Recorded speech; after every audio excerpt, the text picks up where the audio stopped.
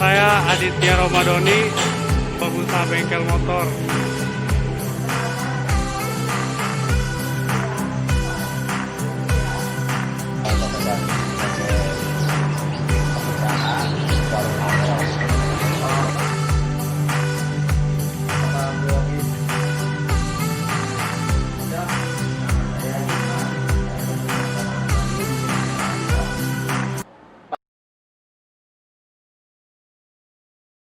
Saya bertemu dengan sebelumnya perkenalkan diri dulu Pak. Nama saya Aditya Romadoni, pengusaha bengkel motor. Pada kesempatan kali ini saya bertemu dengan Bapak Aditya sebagai wirausaha bengkel motor. Pak, saya ingin meminta opini Bapak, bagaimana sih tentang pandemi ini untuk kebutuhan tugas saya. Yang saya ingin tanyakan, bagaimana sih opini Bapak terhadap pandemi ini yang sedang mewabah di Indonesia atau mewabah di daerah Bapak sendiri? Menurut saya pandemi ini sangat berdampak sekali, apalagi untuk usaha-usaha kecil seperti saya ini. Itu sangat berpengaruh sekali ya Pak. Sangat berpengaruh sekali. Lalu bagaimana sih opini Bapak terhadap orang-orang yang masih saja bandel gitu, masih saja keluar rumah, masih pada nongkrong-nongkrong, itu menurut Bapak itu pendapatnya gimana? Menurut saya sih ya wajar, namanya di Indonesia ya. Selagi melakukan sesuai protokolnya sih nongkrong-nongkrong tidak masalah. Berarti yang penting sesuai protokol ya Pak? Yang penting sesuai ya. Lalu saya meminta opini Bapak yang ketiga. Ini kan ada menteri yang terjerat kasus nih belakangan-belakang ini. Menurut pendapat Bapak, apa sih opini Bapak terhadap peristiwa tersebut? Perilaku menteri tersebut menurut saya sangat tidak berperi kemanusiaan sekali. Soalnya masyarakat lagi susah, dana dari pemerintah diambil alih sama dia. Ya, saya kurang sangat tidak menghormati sekali sih. Berarti sangat jelas-jelas merugikan ya Pak? Sangat jelas sekali. Lalu opini yang keempat saya meminta dari Bapak, ini kan vaksin kita udah mau muncul ya Pak. Nah, bagaimana sih pendapat Bapak atau opini Bapak tentang vaksin yang ingin direalisasikan ini? Menurut saya sih bagus, tapi saya belum percaya sepenuhnya sih atas vaksin tersebut. Karena mungkin minimnya pemerintah memberi pengetahuan ya Pak. Saya tidak tahu detailnya gimana itu vaksin, jadinya rada-rada ini. Oke baik Pak. Ini yang terakhir Pak. Jadi kan sebagian orang itu ada yang menganggap COVID itu sebagai konspirasi atau permainan elit global. Nah, opini Bapak untuk menanggapi seperti itu apa sih Pak? Saya termasuk yang lumayan percaya konspirasi tersebut. Menurut saya ya masuk akal juga. Tapi untuk yang terlalu fanatik sih salah juga. Soalnya nggak semua konspirasi itu betul 100%, nggak semuanya. Mungkin kita ngambil sisi positifnya aja ya Pak. Sisi baiknya saja, jangan terlalu berlebihan. Oke, mungkin itu segitu opini Bapak ya. Oke, terima kasih telah Bapak Adit mau diwawancarai dengan tugas opini kita. Terima kasih Bapak Adit, terima kasih. Assalamualaikum warahmatullahi wabarakatuh. Pada kesempatan kali ini saya ingin meminta opini dari mohon maaf Ibu, perkenalkan diri dulu. Perkenalkan, saya Wahyu Kurnianingsih, suster di daerah Asifa, klinik daerah Asifa. Terima kasih telah menyempatkan waktunya. Pada tugas kali ini saya ingin meminta opini dari Ibu siapa? Ibu Wahyu. Ibu Wahyu untuk bagaimana sih opini-opini yang kita dapatkan. Oke, pertanyaan pertama, bagaimana Ibu opini Ibu tentang pandemi yang mewabah di Indonesia dan juga di wilayah Ibu sendiri itu bagaimana sih opini Ibu? COVID-19 yang mewabah di Indonesia saat ini itu sangat meresahkan sekali ya, terutama untuk kita para masyarakat awam yang tingkat pengetahuannya tentang COVID itu masih lumayan belum ini masih dini banget.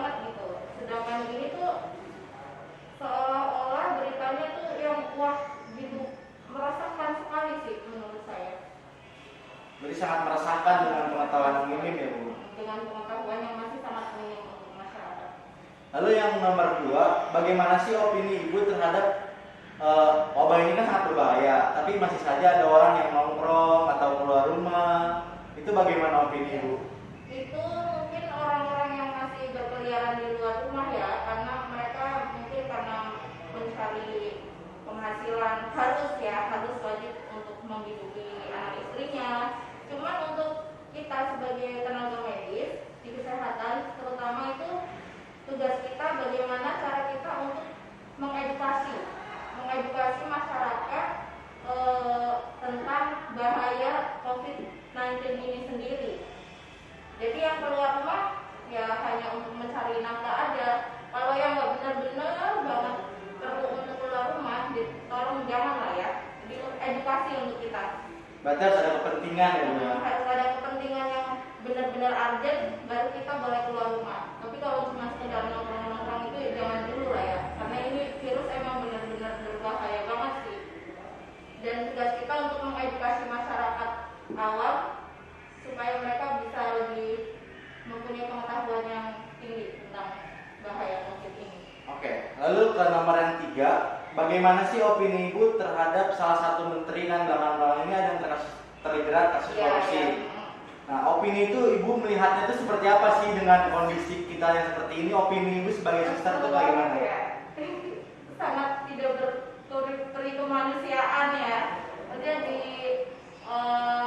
zaman seperti ini COVID-19 yang benar-benar masyarakatnya itu benar-benar butuh bantuan sosial tersebut dengan tidak mempunyai hati, tidak berperi kemanusiaan, para pejabat itu memanfaatkan momen ini untuk keperluan pribadi itu sangat disayangkan ya. sangat disayangkan sekali ya kalau wakil rakyat itu memanfaatkan kondisi ini gitu. Oke, lalu ke yang nomor 4, bagaimana sih opini Ibu terhadap vaksin yang sudah dibeli katanya dan sudah datang di Indonesia, dan tingkat keefektifannya itu kan Sinovac itu kan suster tahu sendiri lah. Nah itu untuk di Indonesia, opini itu Ibu seperti apa? Vaksinnya udah datang ya? Iya. Masih dalam pro kontra. Nah, Dan beritanya tuh di sosial media tuh ada yang pro, ada yang kontra, dan itu belum fix kebenarannya itu apakah itu efektif atau itu akan justru merugikan si penerima vaksin tersebut. Belum ada penjelasannya sih, belum fix gitu vaksin kalau untuk medis ya. iya. Masih simpang siur. Masih simpang siur berarti. Oke, yang terakhir nomor 5, jadi kan ada sebagian orang atau sebagian orang lah pokoknya yang menganggap bahwa COVID-19 ini kan sebuah konspirasi Bu ya, atau permainan elit global. Nah, opini Ibu memandang itu tuh gimana sih? Apakah virus ini benar-benar ada atau sebenarnya ini cuma permainan elit global atau gimana? Dibilang nggak ada banyak kejadian, dibilang konspirasi bisa jadi, karena ya itu beritanya tadi itu benar-benar dibikin heboh, dikemas semenarik mungkin sedemikian rupa yang membuat kita para masyarakat terutama yang masih awam ya, itu mereka tuh jadi pada parno sendiri nambah. Nggak ada ujungnya. Ketakutan lah ya, media menimbulkan Jadi nggak ada ketakutan. ujungnya COVID ini. Ada yang bilang konspirasi, ada yang emang di sekeliling kita juga nggak bisa kita menutup mata bahwa korbannya juga sudah banyak. Berarti antara ada dan tiada ya. Nah, gitu. Oke, terima kasih, pertanyaannya sudah habis. Terima kasih Ibu telah meluangkan waktu untuk memenuhi tugas opini publik saya. Terima kasih kawan-kawan. Wassalamualaikum warahmatullahi wabarakatuh. Pada kesempatan kali ini saya bertemu dengan, sebelumnya Bapak perkenalkan diri ya. Saya Bapak Darti sebagai pengusaha warung Anel.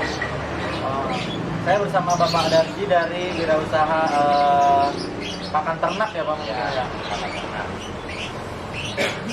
Saya ingin meminta 5 dari Pak, 5 opini Bapak. 5 opini Bapak terkait dengan pandemi. Ya. Nah, Eh, opini yang pertama saya ingin saya tanyakan bagaimana opini Bapak terhadap pandemi yang mewabah di Indonesia atau di wilayah Bapak sendiri. Opini Bapak seperti apa? Untuk pandemi wabah sementara ini dan dengan adanya corona atau covid itu jujur aja saya sebagai istilahnya pengusaha wira swasta itu agak sedikit kena dampaknya dalam arti dari pemasukan berkurang. Lalu bagaimana sih opini Bapak terhadap orang yang masih keluar? Kan ini kan sangat berbahaya kan dengan wabah ini. Kan masih ada aja orang yang keluar, itu menurut Bapak seperti apa sih opini Bapak? Ya kalau pribadi sendiri ya keluar itu kan misalnya kan karena datang nggak mungkin bisa selamanya kita rumah atau dia di depan misalkan punya keluarga atau misalkan punya anak family dan misalnya kita kan cari rezeki keluar. Lalu opini yang ketiga, menurut Bapak bagaimana sih opini Bapak terkait kasus menteri yang terjerat korupsi bantuan COVID? Ya untuk menurut pribadi saya sendiri ya untuk menteri yang terjerat kasus COVID ya, Korupsi itu. yang korupsi ya sebagai rakyat kecil saya kena dampak Berarti sangat merugikan ya Pak. ya sangat merugikan untuk rakyat kecil itu. Lalu bagaimana sih, ini kan kita vaksin mau dibeli nih vaksin ya, vaksin mau keluar. Menurut Bapak dengan vaksin yang keluar itu opini Bapak apa sih? Vaksin vaksin itu kan apa ya vaksin itu vaksin apa gimana Untuk Vaksin, kan? untuk menambah imun. Untuk menambah imun ya bagus misalkan ada apa program baru misalnya kayak vaksin apa kalau untuk masyarakat kecil untuk menyangkut masalah kesehatan sebenarnya untuk kebersamaan semuanya ya bagus. Jadi sangat membantu ya Pak. Iya sangat membantu. Ya, oke Pak, itu aja opini dari saya yang ingin tanyakan kepada Bapak. Sebelumnya terima kasih telah menyempatkan waktu. Assalamualaikum warahmatullahi wabarakatuh. Sekian Akbar Prayuda dengan NPM 04411883. Terima kasih Bapak. Ini dengan Bapak siapa sebelumnya? Pak Abdul Wahidin. Bapak Abdul Wahid. Nah, saya langsung aja Pak. Saya mengambil topik pada wawancara ini yaitu terkait pandemi. Nah, langsung saja opini yang pertama itu, bagaimana sih opini Bapak terhadap pandemi yang sedang mewabah di Indonesia dan lebih spesifiknya mewabah di wilayah Bapak sendiri? Opini Bapak itu seperti apa? Ya, kalau opini Bapak sendiri ya pribadi berkenaan pandemi ya COVID-19, baik itu di lingkungan sekolah maupun di lingkungan masyarakat ya, memang pandemi ini memang kita harus tanggapi dengan serius begitu ya. Apalagi kita sudah masuk di masa transisi gitu ya. Jadi memang untuk menghadapi pandemi ini kita harus lebih perketat kembali gitu. Di antaranya gemar untuk memakai masker walaupun di lingkungan rumah atau masyarakat begitu, bukan hanya di tempat kerja saja. Kemudian gemar mencuci tangan menggunakan sabun dan menjaga jarak, apalagi ketika kondisi kita sedang sakit, entah itu sakit apa saja, kita jaga-jaga ya, kita harus menjaga jarak dengan satu dengan yang lainnya begitu. Jadi tanggapan Bapak berkenaan pandemi ini baik di lingkungan masyarakat maupun sekolah, jadi opini Bapak ya, pendapat Bapak perlu kita perketat kembali berkenaan tentang kesehatan kita untuk mengantisipasi penyebaran COVID semakin meluas. Itu saya. Lalu yang opini kedua nih Pak, masih terkait dengan pandemi. Menurut opini Bapak, bagaimana sih terhadap orang-orang yang masih sering keluar, nongkrong, ataupun sekedar jalan-jalan, walaupun mematuhi protokol? Itu menurut opini Bapak bagaimana tuh? Oke. Menurut Bapak berkenaan dengan masyarakat ya yang sangat antusias, di sisi lain harus mematuhi protokol kesehatan, di sisi lain ada keinginan untuk tamasya atau liburan dan sebagainya. Nah, opini Bapak berkenaan itu, di antaranya kemarin ada peraturan baru ya berkenaan tentang Jawa dan Bali itu PSBB diperpanjang ya. PSBB diperpanjang sampai tanggal, kalau tidak salah, sampai tanggal 20-an ya, 20-an Januari begitu. Nah, di sini antisipasinya berarti ketika ada masyarakat yang ingin bertamasya atau berliburan di sana, ya kan? Nah, maka di sini antisipasinya bukan hanya sekedar masyarakat juga. Jadi memang masyarakat juga harus paham betul tentang 3M itu, diantaranya memakai masker, mencuci tangan, kemudian menjaga jarak.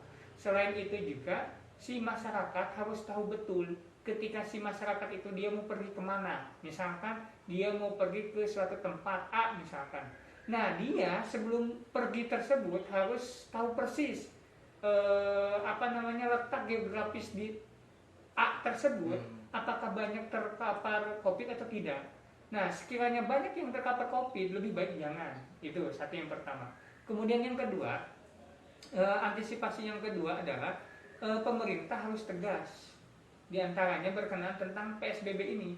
Jadi ketika masyarakatnya memang betul ketika mau ke suatu tempat, ya memang pemerintah harus menegaskan di antaranya harus ada tes antigen atau tes swab dan yang lainnya, bahwa si orang tersebut itu reaktif atau tidak terpapar COVID gitu. Jadi ketika dia berliburan pun jadi nyaman begitu. Dan bahkan kalau bisa begitu ya, ini pendapat Bapak, ketika pariwisata atau liburan supaya berkembang dan maju, jalan juga ketika masa pandemi ini kan bisa kita lihat ya, perayaan tahun baru 2020 dengan perayaan tahun 2021 itu sangat jomplang sekali perbedaannya ya. Ketika di 2020 sangat luar biasa meriah ya kan. Ketika tahun 2021 itu sangat sepi sekali. Nah, di sini masyarakat sebenarnya sudah paham, sudah tahu betul tentang kondisi pandemi ini. Nah, hanya tinggal pemerintah ketika ada masyarakat yang ingin berliburan ya, sekiranya pemerintah itu bisa memfasilitasi, diantaranya ada tes rapid atau tes swab antigen dan yang lainnya digratiskan. Jadi supaya ketika masyarakat ingin berlibur pun dia bisa nyaman begitu. Berarti pada intinya lagi kepada persiapan ya Pak? Iya, pada persiapannya. Ada nomor 4 nih Pak, bagaimana opini Bapak terhadap vaksin yang sudah keluar dan sudah dibeli, yaitu vaksinnya yang kita tahu itu Sinovac, yang sudah datang dan untuk direalisasikan, itu menurut opini Bapak itu seperti apa? Oke, kalau menurut opini Bapak berkenaan vaksin ya, berkenaan vaksin kan memang sangat banyak sekali ya sumbernya ya, bukan hanya dari Sinovac saja dari Cina ya, tapi ada juga vaksin dari Jerman dan yang lainnya ya. Nah, berkenaan vaksin ya memang pemerintah sudah mengeluarkan dan bahkan sudah membeli vaksin itu sebanyak kalau tidak salah 300 ribuan ya, 300 ribuan vaksin yang dibeli oleh pemerintah. Nah, nanti akan berkelanjutan vaksinisasinya itu kepada masyarakat. Nah, dan wacananya nanti katanya akan digratiskan, begitu kan? Nah, untuk vaksinisasi ini bagi Bapak sendiri, pendapat Bapak sendiri ya, ketika si vaksin itu memang keakuratannya gitu ya, kemudian kemanfaatannya dan kemajurannya itu sudah dipastikan, sudah diteliti oleh laboratorium, kemudian sudah diuji kehalalannya ya, jadi bukan hanya sekedar ampuh untuk membunuh penyakit COVID itu atau virus COVID itu sendiri, tapi juga harus melihat kehalalan itu sendiri. Bahwasanya di Indonesia kan mayoritas Muslim, begitu ya. Jadi jangan sampai vaksin itu ada sesuatu sumber atau zat yang haram, begitu ya. Jadi sebelum vaksinisasi, saran atau pendapat opini dari Bapak, mungkin si vaksin itu harus diteliti terlebih dahulu, keakuratan atau keampuhan si vaksin itu sendiri. Kemudian kehalalan vaksin itu apakah halal atau tidak. Nah, sekiranya kalau sudah ampuh, kemudian vaksin itu sudah dijamin 100% halal, nah mungkin masyarakat pun akan percaya dan masyarakat pun akan sangat mau untuk divaksinisasi itu. Begitu. Ya, intinya edukasi lah. Jadi memberikan pencerahan kepada masyarakat Pengetahuan, supaya, ya, lebih pengetahuan, ya. pengetahuan. Jadi supaya masyarakat itu tidak ragu ketika ada vaksinisasi dari pemerintah. Tapi Bapak ini termasuk yang ingin divaksin atau tidak? Ya, kalau Bapak sendiri pribadi ya, ketika vaksinisasi itu sudah teruji 100% secara klinis ya, baik itu secara medis maupun secara kehalalan tadi itu dalam fatwa MUI nantinya begitu, dan sudah banyak partisipan yang sudah melakukan vaksinisasi, diantaranya pemerintah sendiri, yaitu para elit pemerintah terlebih dahulu. Kalau menurut Bapak, karena beliau menyarankan untuk vaksinisasi untuk kebaikan masyarakat, ya alangkah lebih baiknya adalah pemerintah itu dulu gitu. Jadi ketika pemerintah sudah vaksinisasi, barulah nanti kepada masyarakat. Baik. Begitu. Kalau pribadi Bapak begitu ya. Baik. Ini yang opini terakhir ya Pak. Jadi kan ada sebagian orang yang menganggap bahwa COVID-19 ini adalah konspirasi. Yang saya tahu banyaklah orang yang menganggap ini sebagai konspirasi, bahwa ini permainan elit-elit global. Nah, opini Bapak itu apa sih Pak menanggapi konspirasi atau COVID-19 ini sebagai permainan elit global? Oke, baik. Kalau menurut Bapak sendiri berkenaan tentang COVID-19, ya memang ada pro dan kontra di sini ya. Ada yang mengatakan bahwa ini adalah permainan elit global ya. Kemudian ada yang mengatakan bahwa memang ini wabah dan sebagainya. Nah, kalau pandangan Bapak sendiri ya, Bapak hanya berpandangan positif saja, atau berpandangan husnuzon begitu ya, bahwasanya bahwa COVID-19 ini adalah memang benar-benar wabah ya, benar-benar wabah atau penyakit yang memang harus kita waspadai dan harus kita cegah penyebarannya. Salah satunya adalah dengan vaksinisasi itu. Nah, jadi kalau misalkan dengan vaksinisasi itu bisa mencegah penyebaran COVID-19 benar-benar, nah maka sungguh alangkah baiknya dilaksanakan. Tapi kalau misalkan ketika ada vaksinisasi, ketika uji labnya dan uji klinis dan sebagainya, kehalalannya diragukan, ya lebih baik jangan. Itu ya. Jadi buat apa ada vaksinisasi, tapi setelah vaksinisasi itu efeknya tidak ada sama sekali. Itu malah lebih memburuk misalkan gitu ya. Nah, ini lebih baik tidak ada vaksinisasi gitu. Tapi ketika ada vaksinisasi kemudian menambah penurunan angka COVID, kemudian semakin menyehatkan warga masyarakat, ya itu lebih bagus. Itu sangat mendukung, Bapak pribadi sangat mendukung begitu ya. Tapi kalau misalkan dengan efek vaksinisasi kemudian ada efek yang kurang baik, lebih baik jangan seperti itu. Walaupun misalkan si vaksinisasi itu sudah dibeli, misalkan kalau misalkan efeknya negatif kepada masyarakat atau efeknya buruk, lebih baik tidak usah begitu. Oke, berarti pada intinya semua harus diuji lebih dahulu ya Pak, diuji dan dikaji untuk masyarakat lebih tahu atau menjadi pengetahuan. Oke, terima kasih Pak atas waktunya. Kita sudah memberikan 5 opini, sudah menanyakan 5 opini kepada Bapak Guru. Bapak di sini guru apa Pak, bisa boleh tahu? Guru Pendidikan Agama Islam. Guru Pendidikan Agama Islam. Oke, terima kasih Pak. Assalamualaikum warahmatullahi wabarakatuh. Waalaikumsalam warahmatullahi wabarakatuh. Assalamualaikum warahmatullahi wabarakatuh. Nama saya Rizky Akbar Prayuda dari Universitas Pakuan, kelas Mankom 2. Pada kesempatan kali ini saya ingin meminta opini dari satu anggota di daerah Sipa Klinik. Mohon maaf sebelumnya perkenalkan diri dulu Pak. Nama saya Hilman, saya petugas laboratorium klinik daerah Sipa.